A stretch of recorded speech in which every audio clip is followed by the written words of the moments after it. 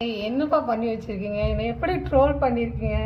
I'm so tired. அது கிட்டத்தட்ட ஒரு 8 மணிக்கு ஆரம்பித்தது, 2 மணி வரைக்கும் நாங்கள் அந்த பஸ்ஸில் இருந்திருக்கோம்.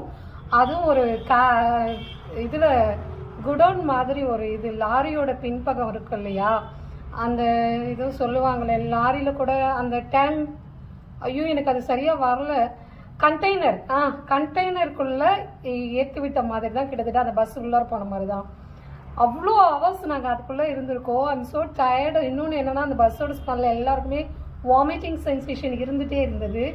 அதெல்லாம் நாங்கள் அவ்வளோ ஹார்ட் ஒர்க் பண்ணோம். அதுவும் டெலிகாஸ்ட் பண்ணியிருக்காங்க, அது எதுவுமே போடாமல் நாங்கள் டயர்டாகி தூங்குனதை மட்டும் எடுத்து ட்ரோல் பண்ணுறீங்களே, என்னப்பா இதெல்லாம் நியாயமா?